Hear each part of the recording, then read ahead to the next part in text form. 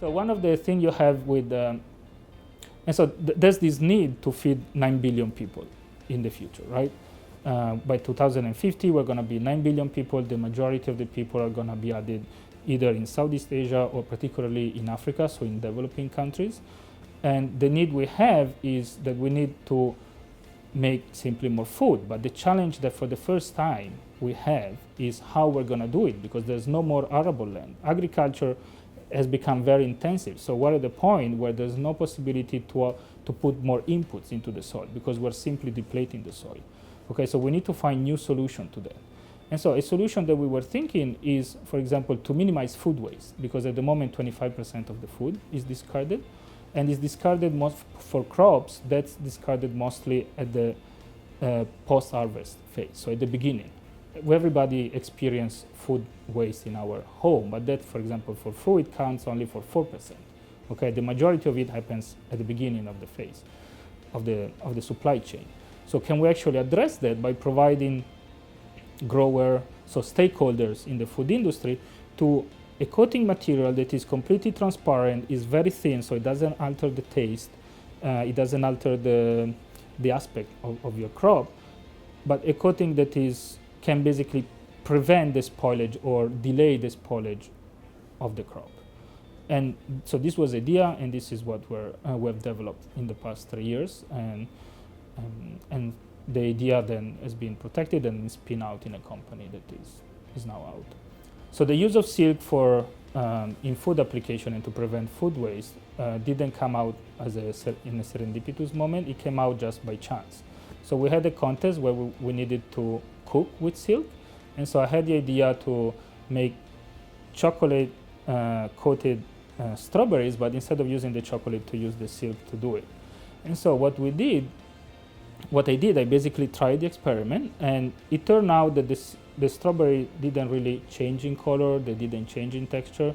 So I didn't think that was very interesting, and so I simply left the strawberries on the bench and I forgot about it. And then after 7 days I come back and I see that the strawberries that were coated, they remain in a very good shape, they were not spoiled, while the few strawberries that I didn't coat, they were completely spoiled. And that clicked something in my mind, and I started appreciating it. At the same time, I was also studying, for example, very basic properties of silk membrane. I was studying oxygen diffusion through silk membrane. I was studying water permeation through silk membranes. And so I kind of tied up the project all together, and we ended up doing the food preservation with silk fibrin.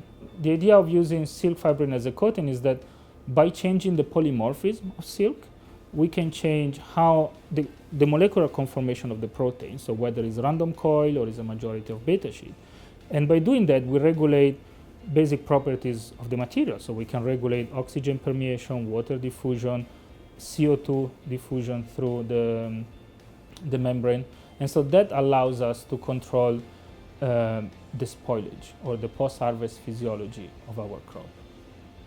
What we know is that the technology of food coating with silk, for example, if applied to crops, it works very well both with climacteric and non-climacteric fruit, so whether or not the fruit spoilage happens due to ethylene gas as a hormone. And what we found out is that, for example, a strawberry can last up to 10 days outside the fridge. So we can add 10 more days to the strawberry shelf life outside the fridge. Similar time with bananas and with many other crops. Yeah, so we try to retrofit what's the standard protocols to apply coatings to food, particularly to crops.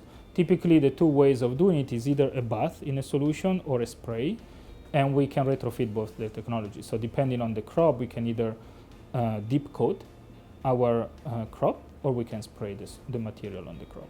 The coating is on the food, and then depending on the polymorphism, so depending whether we have a silk that is water insoluble or water soluble, we can engineer in a coating that can be washed out or not from the food. There are some restrictions, meaning that some food works, so the coating on some food works better with a coating that is non-water soluble, and so we might apply those kind of restrictions, but generally you don't really feel the coating. So that's one of the major benefits, is that silk is very conformable and becomes very hydrophobic, which means that it's going to regulate very tightly the water evaporation from the membrane. And so we can thinking about having very thin coatings that you don't see, you don't feel, but they're still there and they're still very active. So it's not going to change at all the appearance of your food.